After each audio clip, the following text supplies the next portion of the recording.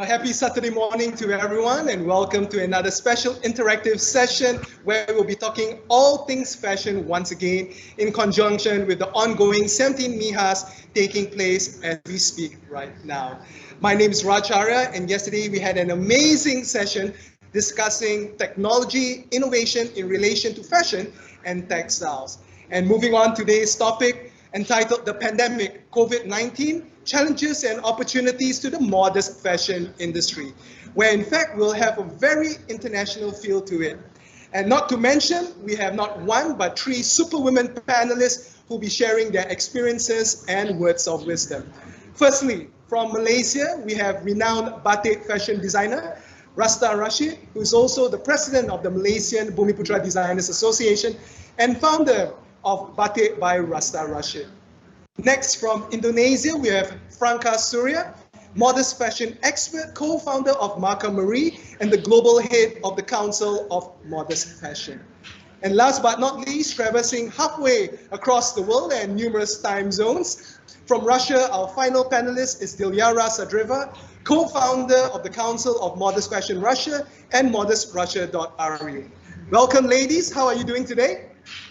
Good, we are good. Thank you.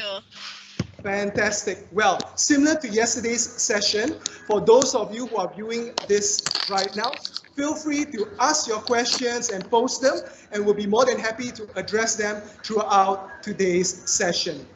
Now, to get the ball rolling, we all know that we are going through an unprecedented time right now, a black swan event, none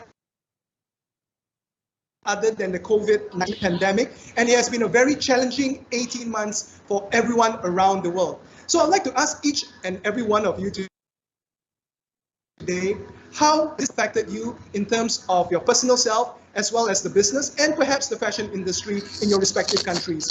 Rasta, why don't you start off today's session? Thank you, Raj. Good morning, everybody. Very grateful to be here together with all our panelists today from Indonesia and Russia. Thank you for supporting the modest fashion industry as well. Okay, Raj, there's a lot of things to tell, during the pandemic.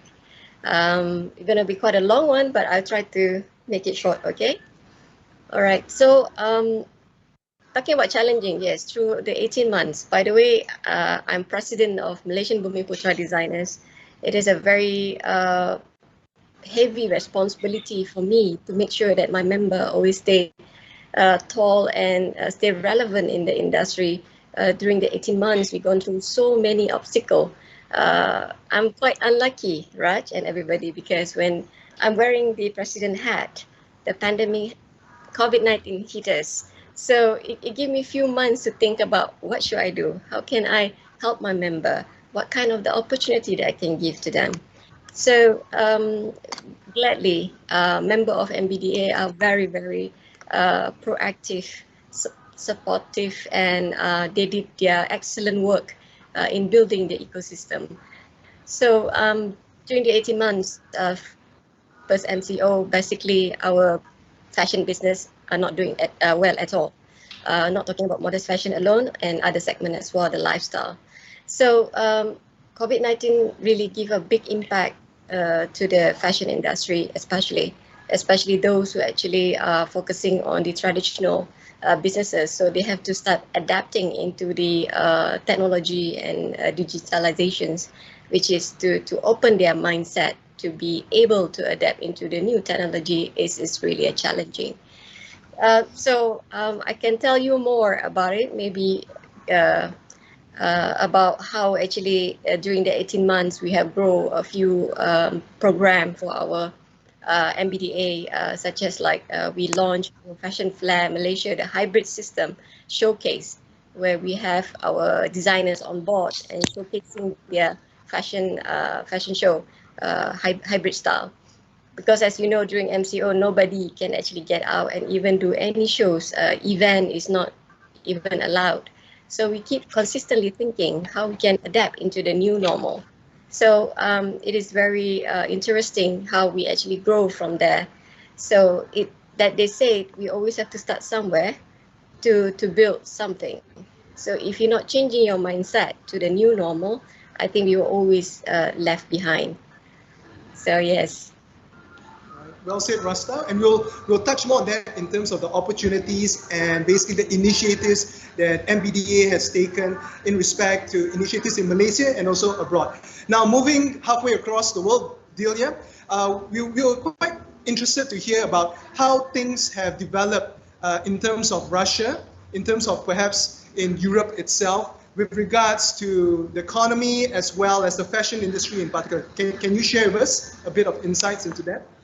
Of course, it was pretty difficult times for all participants of the industry, for all participants of the market. But what can I say about mega social trends now? So mega social trends that influence the fashion industry today and will influence tomorrow. The key point is, I think, justice and the main power in mutual aid and mutual support. Because in the most difficult situations, often those survive who are not the most strongest. And we can see that many strong brands disappeared during COVID times. So survive not those who the strongest, but those who help each other. That's why we are like as experts, as professionals, as those who grow the industry, do our best to share more information, to share more knowledge, to support brands. And I can see that brands also support each other now. They started to support each other. They are not only competitors. Yeah, maybe they are not competitors anymore, but they are supporters of each other. They are in the same boat, and I can see it that they try to work not by their own now, but in collaboration. So I think this is the most important now in these difficult times. And I can see that, yes, and I can see that we're already doing it, and brands are already doing it, and all who can influence it. Makes sense, Dilyara. As we all know right now, it's a very challenging times. If we all stand apart doing your own thing, then it's something we call mutual destruction. So we have to work collectively together, even if you're competitors, in order to move forward. Because as I say, strength in numbers. End of the day, we have to work forward and get through these difficult times. And coming now to Franka, yours will be an interesting perspective. Not only will you be able to share in terms of Indonesia, where you're from, but being the global head of the Council of Modest Fashion, you also are able to see trends throughout the world where your members have been severely impacted over the past 18 months. So could you share your insights in terms of Indonesia as well as what you have heard from around the world? Yeah, COVID is pretty hard. Like, as initiative makers, platform makers, what we need to think is like what to do. Like, we know all the brands are suffering right now. Fashion is no longer like primary, so it's secondary. So it's hit very hard, Not only like the events are cancelled, but also because the brands cannot produce properly, cannot ship properly, because of all this hassle in logistics. And then also the people, the customers also, they don't shop that much, because maybe they think more about the health and everything. So what we need to do first is like to strengthen the brands, the talents by creating projects that can empower them, like what we did. Like we create, for example, together with the government, is the Modest Fashion Funders Fund. We help the modest fashion brands to get funding, and then also to get incubated those things, and then also the government grants as well that I am involved as well. over there. And then we try to also doing some sort of a cross-industry promotion. For example, we know the food is rising and then the fashion is suffering, so we do event together. We did in Ramadan for Jakarta Sweet Ramadan. We mix fashion and food together. The one of the most famous food brand in Indonesia, promoting us. So we did whatever we can, and also giving like a free mentorship. Like one of the company that I just founded together with my partner is Marka, the fashion accelerator. So what we did, we mentored 20 brands for free. We really assist them to go digital, to be on the platform, and then to be highlighted, and then to open more doors, and then to connect them to the stakeholders. So we do whatever we can to support the brands. That's one thing. And then after that, because we all responsible of the modest fashion industry. If now so many brands are dying, and then you won't see modest fashion in the next years, that's why it's our responsibility to support the brands at this moment. I think globally it's the same. That's why I encourage my, concept modest fashion, also Dilyara over here, to be more close to the brands, to hear what they need, to support, to do whatever they can do. Even we are trying to make an event where we going to charge everyone for free, just to show the support for the industry, because we are here. We are the one who make it. It wasn't this famous before. Now it's famous, and now there is a test. There is COVID. We don't let them go by themselves. We support them together. So I think that's the most important thing. Yep. Well said then. Yeah. Now, you mentioned that, of course, one area which is the topic at hand today, which is about modest fashion. So let's break it down even further. Now, we hear modest style, we hear about modest fashion, words that's been thrown around quite a fair bit in recent times. But people could have the impression or interpretation of what modest fashion is all about. Some has a simplistic thinking that it's just about being covered from head to toe. It's about wearing stuff, it's about wearing a burqa and that kind of thing. But it's actually more than that. So let's demystify this so-called myth. Rasta, how would you interpret or define modest fashion from your perspective? Yeah. Okay. I will say something on my part, and I think the rest of the panel will also sharing something. Yes. So my point about modest fashion, actually, Raj, if you didn't realize, actually we actually practice it in a daily lifestyle. Like what I'm wearing today, this is modest fashions. Anything that doesn't really show too much of your skin, at least 80% of your body. There is certain sensitive area that you need to cover.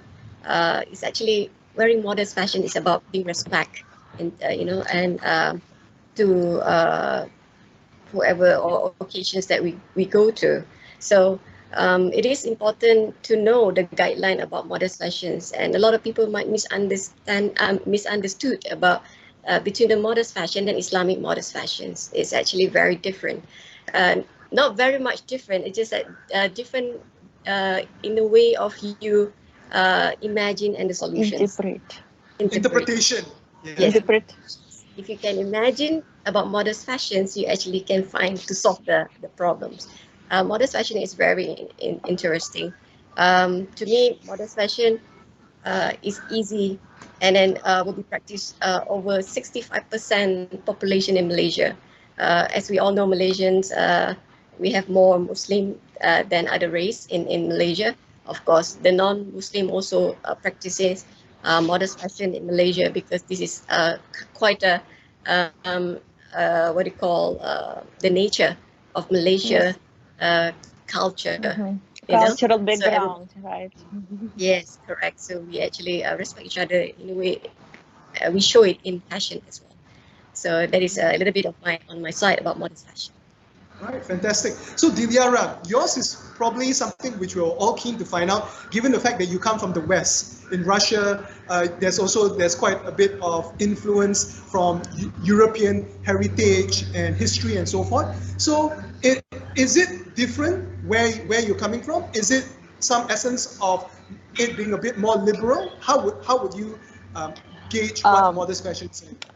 First of all, I'd like to add from my point of view, I have very certain definition of modest fashion and modesty. First of all, I'd like to add that level of modesty is ruled only by the customer, not by any certain religious rules.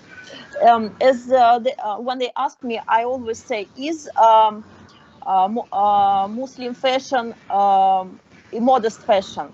Yes. Is modest fashion Muslim fashion? No. So Muslim fashion, Islamic fashion, just a part of modest fashion, but it's not the same. It's not the same because modesty is for everybody, and everybody has their own definition. Only the customer choose for themselves how modest, how deep, how high modest they want to look. So that's why we have this definition, modest fashion, because it used to be Muslim fashion, maybe. But to spread modesty for everybody, not just for Muslim population, we found like this term, I would say, this termination. So what, as we speak about Russia, we have very, very deep, very ancient tradition of modesty. And we have different nationalities in Russia. And it's not about influencing Western style. I would say we have our own style that was influenced by our background, cultural and historical background, as well as in Malaysia or Indonesia or other countries. So, and modest style is very diversity. It all depends on the part of Russia. So in different parts of Russia, even among Muslims, and we say about Muslims, we can say that we have absolutely different style in scarf, in clothes. So it all depends on cultural background and tradition, first of all.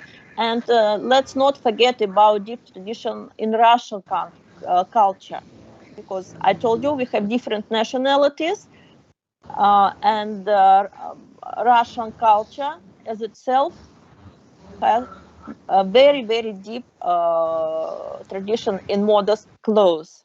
And we have brands that are not Muslim brands, but still they are modest. Right.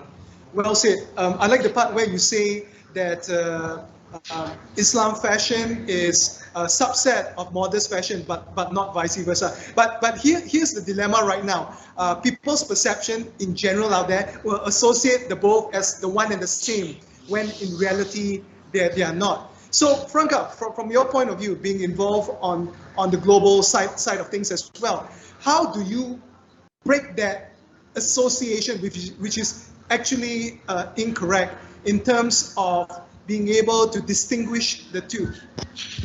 Yeah, so actually, I think it's a collective effort that everyone do right now. Influencers, event organizers, platform makers, they are trying to introduce modest fashion, as the new category. Yeah, but Muslim majority countries like Indonesia, Malaysia, they are very much. 1 minute.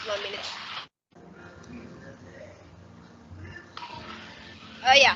So Muslim majority country like Indonesia, Malaysia, we are very much focused on Muslim fashion. That's why even in my country, I try to introduce what is actually modest fashion. Like it's actually, by doing modest fashion, we can take Muslim fashion actually to more global reception. Because as you know, like we if you market something as only particular group is having, of course the market cannot be as receptive as it is. So modest fashion is actually also kind of accelerating the reception of Muslim fashion itself. So it's benefiting to each other, as I say. Yeah. And you're absolutely right. We have a global population of close to 8 billion, of which half are women, 4 billion, but only 25% are Muslim population. So you're missing out on 75% out there, which is a huge market. So could it come down to possibly about branding, because we know branding and the way a product is marketed is so crucial, because consumers, the interpretation of consumers could be very different from how they see it and what is being projected out there. Is that something that needs to be looked at quite closely, Franka? Yeah, like when first time I did my what I say startups called allahhijab.com. At that time it was like a Pinterest of hijab fashion. At that time I realized how diverse is modest fashion, how modest fashion or Muslim fashion is really heavily influenced by their culture. So for example, for some region they say it's okay to show the neck. For some regions say it's not okay to show the neck. So what I'm trying to do, like I'm like I try to package it in a very light way. We say okay, modest fashion is not related with religion or any background. It's just a style that is covered. Everyone can wear it. Whatever country translate the modest fashion according to them, it's okay. That's the beauty of modest fashion. That's why, like, when you sit down and, for example, you see a show that is consists of how many countries doing showing their modest collection, you will see how diverse is the style. It's like Olympic of style. So that's why, but if you want to market it globally, of course you need to play by the game. What is it like to create a collection that is easily accepted by the global market? You cannot try to really heavily inject your culture to the collection, and then you say I want to market it globally, because it's totally different.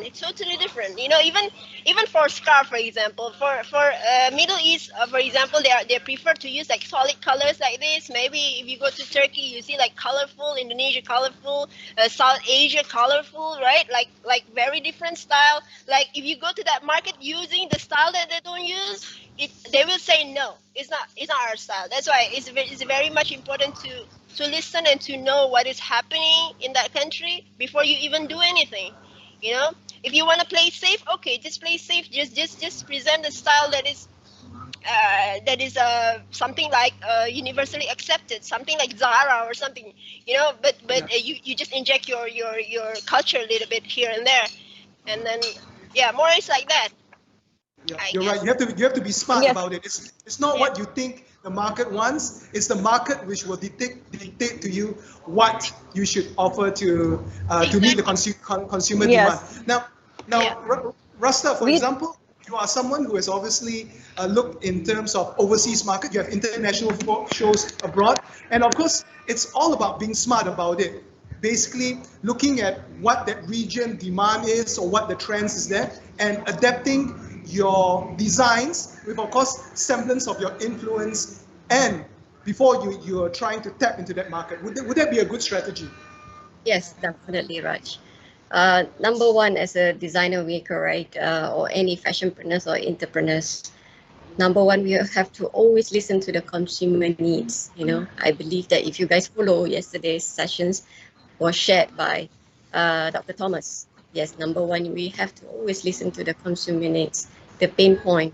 So all these things that you need to look into very seriously, because sometimes what you really like to focus on your collections, it doesn't really speak loud enough to the consumers. So we need to get to ways understanding. In business, you have to always be smart. It's not just about you. You also have to think about how long more, in the industry that you want to survive. So by saying that, definitely our mindset about how we have to adapt into the new norm, the digitalization's focus is very important today. So of course, collaborating with all the influencers around the globe, having a very good discussions, how we can build together the immediate ecosystem. Example, the designer, the maker, the manufacturer has to work together to build this fashion industry to be better in the global market. At this point of time, Raj, during the pandemic, it is not easy for one brand or one designer to really fly fast, but we can go big with all the collaborations coming on board. So from Malaysia, we can fly to Miami, to LA. If we, like my brand wanted to focus to USA. So I'm very grateful because a lot of support by Matrade itself. They actually help promote our brand to overseas as well. So this is also very important. MIHAS showcase one of the good exposure and the event that I think in the future, hopefully we will see more and more patients in this involved, so that they can build the networking and businesses through MIHAS showcase in the future. So that will be one of the example, Raj. And this is something that Franka has also alluded to earlier as well, that you can't do it alone. It has to be collaboration, and government and private collaboration is so crucial in order to move forward to achieve the end result. Now, we obviously talk about, it's about the region or the market demands, and you have to adapt to it. So let's use a real life example. Dilyara, for example, the Russian market. If someone from perhaps Malaysia or Indonesia, a fashion designer, is looking at the Russian market, what does the brand or designer need to do in terms of penetrating the Russian market? Well, first of all, you should research the market you want to enter, you want to cater. You need styles. You need to know even fabrics that is preferable for this or that customer. Because when I visited Malaysia, I know the market, I know the producers, I know the brands, and what I noticed that fabric most brands use is not suitable for our customer. That's the first point I noticed. Maybe some different style. If you want to enter the market, you should understand what special you can bring to this or that market, what needs you can cover, and what your clothes say, not just about your world, what the clothes say can say to the world and to a new customer. So you should take into consideration, as I told you before, that styles in Russia is very diversity. So you can't just come to whole Russia. Maybe you can choose this or that part. Your product will be suitable. For example, we have parts Russia where they never wear trousers, never, no, under any conditions, just because of cultural traditions. So it's useless to go to this part of the market, to this part of Russian fashion, Russian modest fashion market, because just useless, nobody will buy it. But I know that some brands can be pretty suitable, and I know good cases also from Indonesia, good couture designers who that successfully presented their collection and were taken well by Russian customers. So it's possible, but you should research. You should take into consideration needs, as respected Rasta said, needs of the customer. How you can satisfy these needs, or your product, of course. Well, no small details. You should get as much information as possible before going somewhere. And maybe you can customize a little bit according to this or that market. Now we are talking about Russian market, but please take into consideration these two things. Very diversity, and maybe you should use other fabric, especially for our climate. And I was very much surprised, by the way, because your climate is wet and warm, but I saw a lot of polyester, and it's okay, and your custom is okay with this kind of fabric and product. But well, I know that, I don't know why, but our climate is not so warm and wet. Still, we prefer more natural, breathable fabrics. Makes sense. The bottom line it's all about market research. Know your market very, very well before you penetrate it. And as you mentioned, in Russia's case, some of the obvious ones would be climate, the weather, the historical background, the cultural background as well. Yes, and what's the demographic? Yeah, different parts depending on the region and the discerning taste. Now, shifting over to Indonesia, Franka, aside from the obvious that has already been mentioned, if let's say a Malaysian designer or a Russian designer is looking at the Indonesian market, are there any unique Indonesian specificities that we need to look at before penetrating the Indonesian market?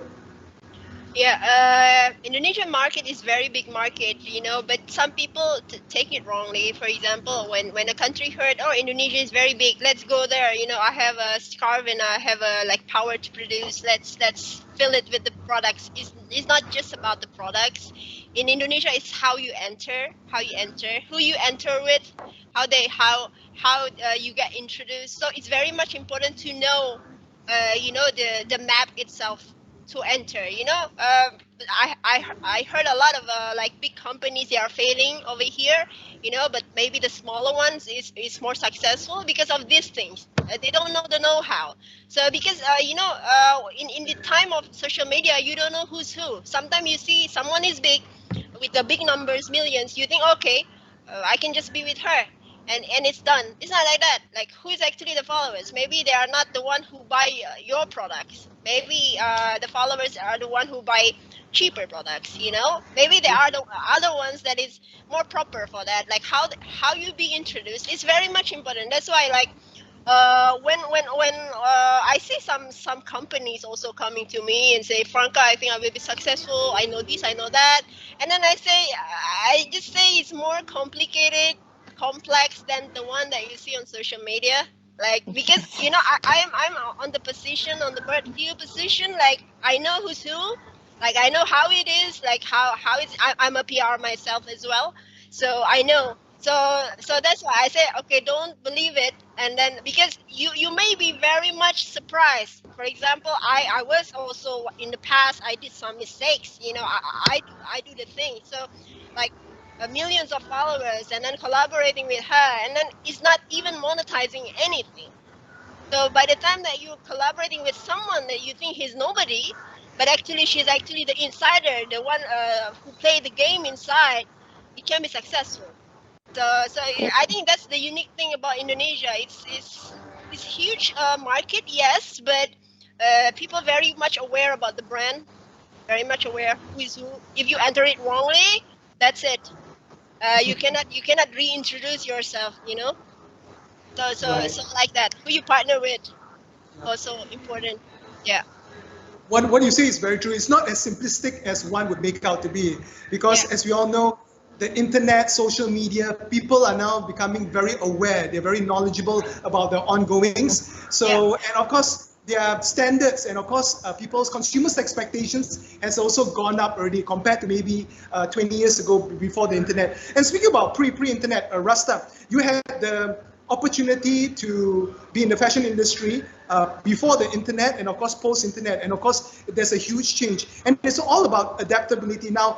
Social media, internet, digitalization, there are benefits from it, but there's also constraints as well. As it's mentioned now, because consumers are more discerning. So how do you differentiate yourself further, given the fact that all the consumer needs to do is Google it up and you could have thousands or tens of thousands of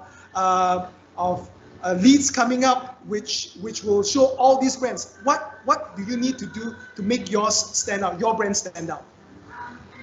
Always be different, Raj. Basically, there's so many things I want to say. That's why it's jam a little bit on my head at the moment. Okay, let's go one by one. So yes, I'm a old school, traditionally very focused into how I did my process in my business. based on what I learned, based on my experience. So with the new world, new normal, adapting into the technology, it's not easy for my business. But at the end of the day, I told myself, if I'm not adapt into that directions, 5 years from now, my company gonna close down, because it is very important for us to have the changing mindset, to adapt into the situations at all the time. Um, Although that a lot of people are still very comfortable in fashion industry, especially with the physical outlets, because fashion is about feel. You need to feel your fashions. When you interacting about fashion is about how you look, the emotional, the ego, that's involved as well. So that's why, as a fashion designer point of view, we always talk about how important fashion designer to um, portray, or bring out that collections or creations to the eye of the consumer, to make sure that it's actually different than others. So by following other people, it's not working for me. Yes, I agree with Franka. Sometimes when you see in the social media, there's some people actually have millions followers, but actually their selling point is not strong at all. So we have to really understand. If you really understand your business, actually you know where the focus that you need to drive into. uh, I have two labels in my company. One is Rasta Creations, which is supply ballet and dance costume, doing very, I would say this is the one that is my support system, where actually we conquer over 90% of ballet school in Malaysia. And then the other one is Batek by Rashid. But this label still have a long way to go. And this is when I noticed that a lot of um, promotions, awareness, knowledge needs to be implemented, that to make sure that the new generations understand batik is not about traditional, but we can bring the traditions to modern twists. Like what I wear today, I'm wearing the batik jacket. Uh, Nobody was expected that from batik sarung you can make something really exclusive, really expensive as well. So when I say expensive by value, means that if you understand the creative people, they actually sell the item, the collection, by the value of the creativity, not just for the sake of selling it to the market. So that is why it's very important for some designers, right? They're struggling to understand which direction they should go, because if they do not understand their DNA and which focus they want to go, they cannot direct themselves easily. If you start to compare with the ready-to-wear market and then you're having a problem there. So you mustn't compare yourself with other people. Believe in this, believe in your product, and work through it, and work along with the young generations, those who are very technology savvy, who understand how to promote your products. I think you can go beyond that. So I like to stress again to all the fashion designer and entrepreneurs, if you're not starting with the technology and digitalizations, today is the day that you need to start somewhere. Well said. It's all about your unique selling point, and of course finding what's your DNA and your specific niche market, because one shoe doesn't fit all. You need to find where you fit in the bigger scheme of things. And Franka, we all, this is something, since you are one of the younger generation who has embraced technology, we all know that fashion is something very personal. It's something that we wear that embodies our thoughts, embodies our personality. And of course, people still have the notion that you need to touch it, you need to feel it, you need to wear it to know whether it suits you or not. So is digitalization adaptable in terms of giving us that side of the coin? Because we have heard also many horror stories about what you see online looking on a model could look very different from how it will look on you. So is that a challenge of digitalization at the moment? Yeah, I think one thing that it's not only about the product. When you talk about the brand, it's actually right now it's more about what is actually the brand is offering you. like what kind of identity that they're offering you. For example, if you wear a batik by Rasta Rashid, what is it like? When you wear it, you got like a part of the identity that Rasta is offering. For example, maybe like modern people who still appreciating the culture, more like that.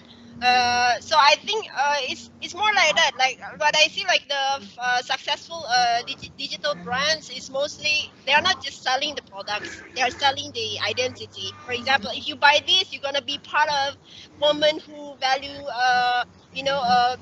aesthetic or beauty, or the other one is more like a sporty kind of group. So that's why like you don't just like posting about the products, you also posting about your ideas, right, the identity itself, like the invisible figure of woman that you are trying to sell to the customers. Like by buying this you become like this, by buying this you become like this, and then in the end you create the whole tribe of your loyal customers, you know. So this is what I see. Like there are people who still like comfortable by shopping offline. I think it's good as well, because maybe what they are buying is more like the suits and everything. But I think for the daily products, online is very good. And I heard stories like someone is selling 6,000 pieces in 1 hour. Not only when you see the product, it's just so. The product is just a daily product. It's not really that special. You can find maybe better one in the other brand, but this brand is offering an identity. By buying this, you become a part of this. So this is what we need to think. The brands, the designers need to think how to portray your vision to online, how to make people want to be a part of your group, your cool group, what I say. So because in the end, when you can manage to catch that, you can manage to portray that, and then people will fall in love to the brand, and then they no longer care about the price in the end. Like in Indonesia, there are, for example, products that's very cheap, like under $10 or something, $5. But there are also brands who's selling millions as well, like hundreds of dollars as well, and they are good. People kwayu, people collecting. So it depends on the brand. So that's why don't only focus on the products. Focus on the identity, the brand story itself. Yeah. Yeah. And I think what you just said sums up what Dato Tom said yesterday. She is very good at telling a story, and sometimes you have to create a story where the consumer can connect with the philosophy, connect with the identity of the brand itself. So it's just more than just a physical piece of cloth that you're putting on your body, right? Yeah. It's about so much more than that. Now, and it's clear that online has a big part to play in it. Rasta, on that note as well, of course, depending on the product as well, there's also a big role for offline, right? The traditional offline methods in terms of connecting with consumers who prefer the face-to-face personal touch. Definitely, Raj. Today, our consumers still prefer, as I said earlier, the bonding, the feel, the emotional, the ego. So this is very important. I remember my founder always say about men is about ego, female is about emotional. It's a very good point, Mr. Bond, but I'll share with the viewers today. Yes, for a certain maker, right, they still prefer to be doing their business physically, the tailors especially, right? To have the perfections on their work, they need to actually really have the bonding, the relationship with their clients, so they understand the body language, how to actually make your attire look great on you. So it's totally different if you get it from online. You can only get it either SML. So you have to be very just happy with whatever measurements that provided in the online deck. So that is why traditional business must still go on, but in the same time, try to adapt. Maybe if it's not 50%, try to go 30% online. So I think this online business might able to actually support your business in a different manner, means that if your sales generate is not good, so at least the online can cover that part. So I think it's the mindset. Hopefully all the tailors and the maker today open their mind and try to adapt into the online it gives a lot of opportunity. Actually, that's something that you couldn't imagine. Example, I also not believe in e-commerce before, but actually when I start involving, I get it different perspectives on this business strategy. So yes, I'm giving the positive point on the physical business. It's not wrong. We shouldn't make it disappear completely, but try to also adapt into the technology and digitalization business. Yes. Basically a combination of both. Dilyara, for example, in Russia right now, what's the adoption rate like of the fashion industry or fashion designers compared between digital presence as well as traditional brick and mortar presence?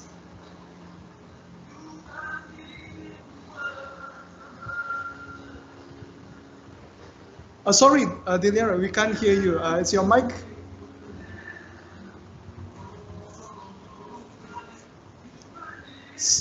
Still can't hear you.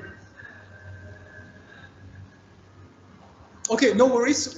We'll come back to the question in a moment. I have someone who have commented, one of our audience, and this one I'll put to Franka, who mentioned that Indonesian market is extremely fragmented, but its buyers are quite discerning. They know what they want and like. They always need to start with something fresh and then test the market with your concept. Is that the right way to go about trying to penetrate the Indonesian market? Yes, true, 100%. They're very awake. They know what they want. So that's why you need to come up with a different concept, and be confident about it. And then also engage the customers is very much important right now.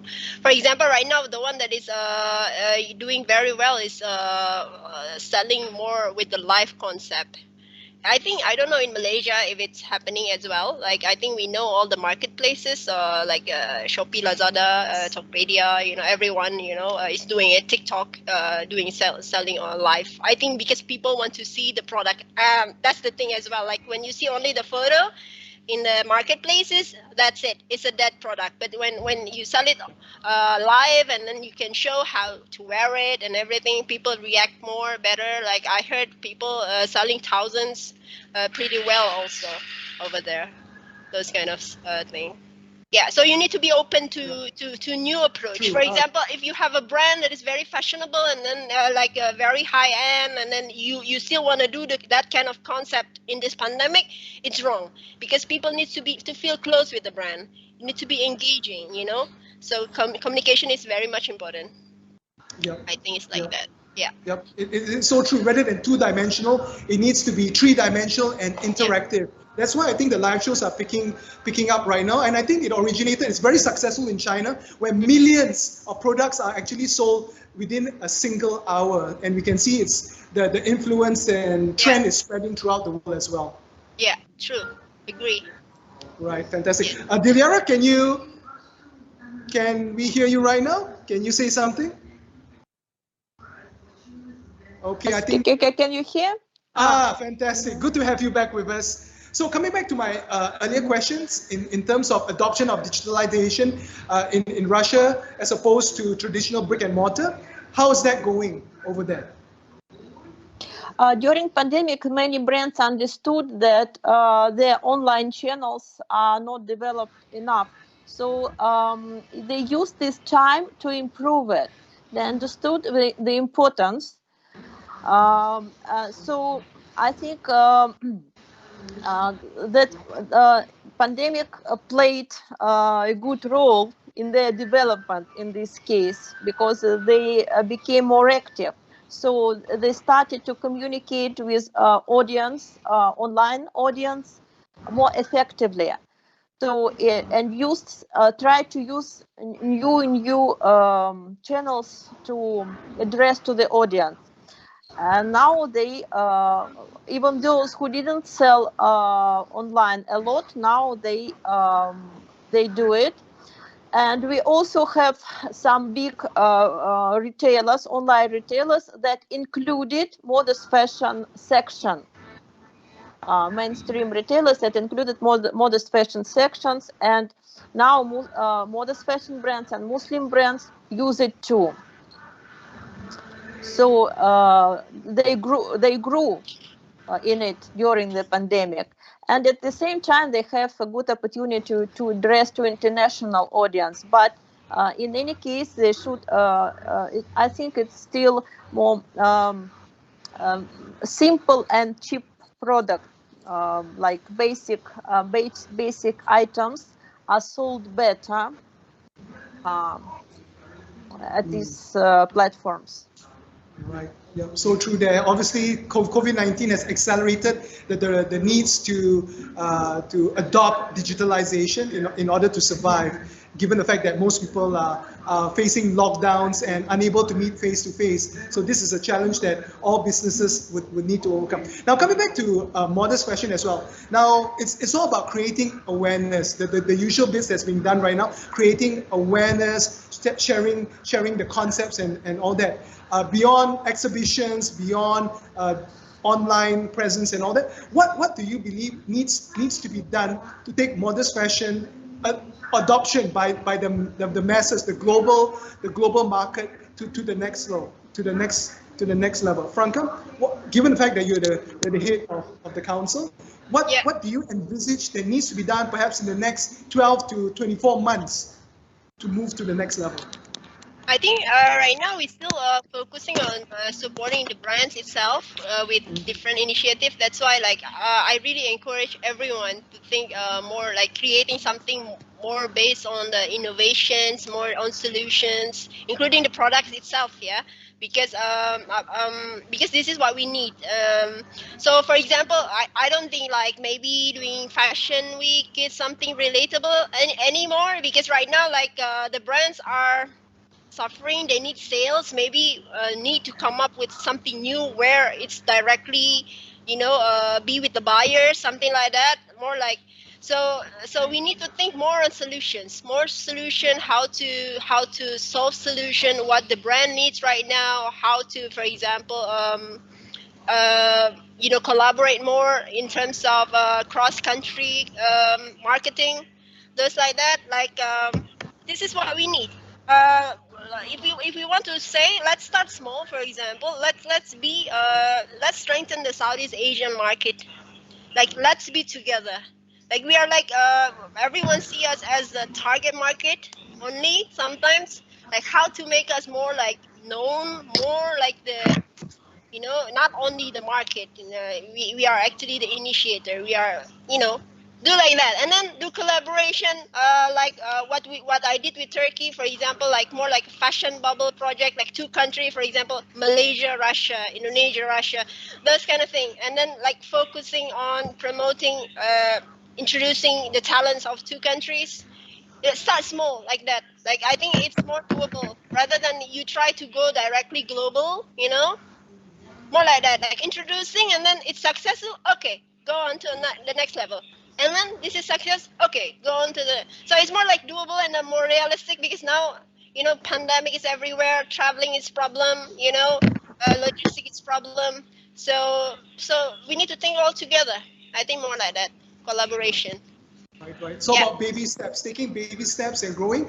Rasta, from your experience, given the fact that you've been in this industry for quite a while now, what are the attributes that a fashion designer would need to have in order to be successful, not just in your own backyard, but also on a global scale? Yeah. Okay. Yes. What I see, especially modest fashion, the view. Modest fashion is multi-billion-dollar business. So I do encourage all the fashion industry people to tap into this industry. At least 30% of your collections. If you want to do better on 80%, it's even greater, because you guys have to really put modest fashion in your catalog, in one of your collections, because today modest fashion practice and whereby all over the world, whether they are Muslim or they are non-Muslim, everybody put these fashions into the world with with pride, So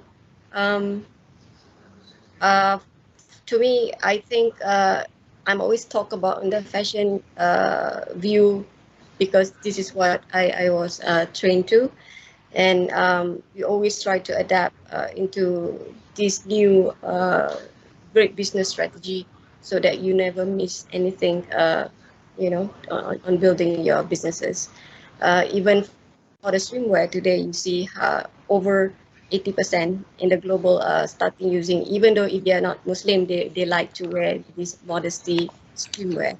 So this is another direction actually you can look into. It doesn't mean that when we talk about modest, it's all about hijab, cover everything.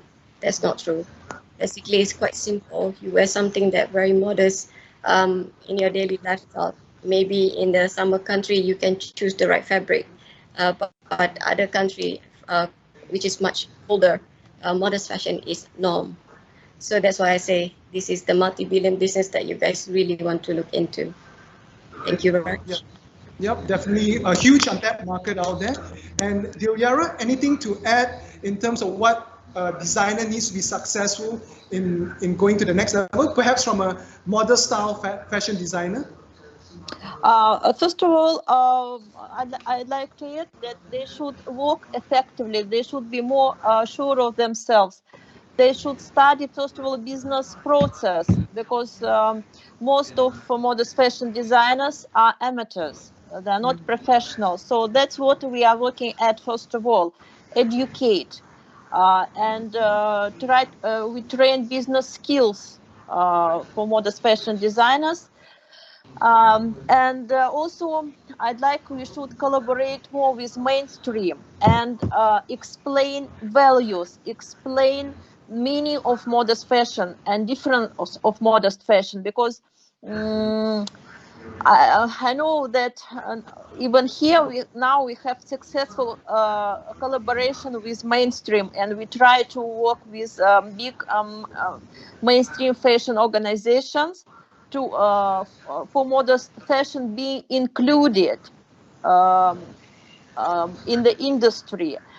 Sometimes modest fashion designers don't use any um, um, don't use any programs, even supporting programs from government, because they are a bit ignorant. So we try to them to be the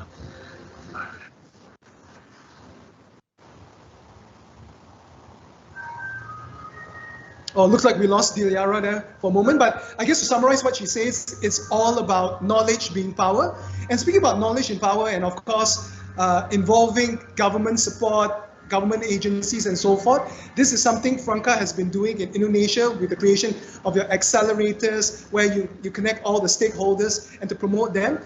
What you have mentioned earlier was something that's being done with Indonesian brands. Are there any plans in mind to take it more global, where you could have Malaysian brands, Russian brands coming together and tapping the global market? Is there anything of that sort in the pipeline? Yeah, I mean, I have been doing that with my past projects actually. Like I'm the founder of the famous Modest Fashion Weeks, but right now I'm freezing my participation.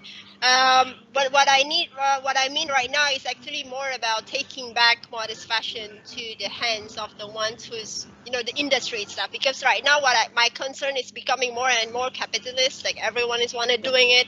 Like someone from one country just say, okay, I just want to copy whatever modest fashion looks that is sold. That's it. Like they don't care about the values. But actually, what we need to understand, no matter how famous is modest fashion right now, it's actually accelerated by the community, by the Muslim. It's true. The Muslim are the one who started, but then actually it's become more wider. But in the end, we don't want modest fashion to last. Becoming just like regular mainstream fashion. It's more just about clothes. No, it's about togetherness. It's about spirit. It's about the values, those kind of things. So this is what I am planning. I am now working on to make something new, more about like this, because we own the market. It's driven by the market. The talents are from the market. So let's be the star of it. Don't be just like, okay, You just a new market is very profitable, billion-dollar industry. Let's go there. They don't even care. After they took all the benefits, the profit, and then they go, and then that's it. Yep. And then it's no longer a trend. It's no longer a trend. It means what? It means a lot of brands will die. The one who started for a long time will be considered as old. Modest fashion no longer a trend. We don't want that. That's why. That's why the council is here. Actually, just we are a group more about the people who are concerned about the industry. We try to find solutions because every country has different challenges, right? And then in the end, we are going together. So I will update maybe for the event that we are going to do. It's more like that. It's called Together. It's go together. It's by us, from us, and we and then it's by us. It's a fashion with values. Modest fashion is fashion with values. It's not just a piece of clothes. True. Like that. You have to find a balance. It's not just about commercialization. It's not just about profiteering as well. It's about creating that ecosystem which you still have the true values and principles embodied in the fashion designs as well. Couldn't have said it better. And perhaps one final parting note, Rasta, your thoughts in terms of moving forward, what you'd like to see in the fashion industry, perhaps in modest fashion in particular, over the next 12 to 24 months. Thank you, Raj. I know I only have less than 1 minute. Yeah, I know I only have 1 minute. Sorry. I would like to wrap it. Franka, Dilyara, let's have collaborate and build the modest fashion with a good ecosystem, so we fly and go along together to the global market and to understand better about modest fashions. And Raj, I also want to promote a little bit about MBDA. Whoever who actually really interested to be part of the member, you can always go to our website, www.mbda.my, so you can see more about our movement in MBDA, what we have done for the past 18 months during this pandemic and the challenging moment that we would love to share with all of you, the viewers who actually have any more questions. Kindly contact me directly, or you can also email it to mbda.com. Okay, fantastic. What a great note to end this session on. Rasta, Franka, thank you for all your inputs and sharing of experience today. And of course, Dilyara, who is stuck at the moment, probably some technical issue. But on that note, we hope to all our audience who have been watching us for the past 1 hour, we hope you found this session very, very informative, very, very helpful, be it if you're a consumer or be it you're a fashion designer looking to conquer the world. We hope that you'll be able to take it forward, and we hope to see you making it on the global scale. On behalf of everyone, my name is Raj Aria. We hope you continue to follow MIHAS, which is taking place virtually right now. On that note, have a great day. Take care and goodbye. Thank you. Bye.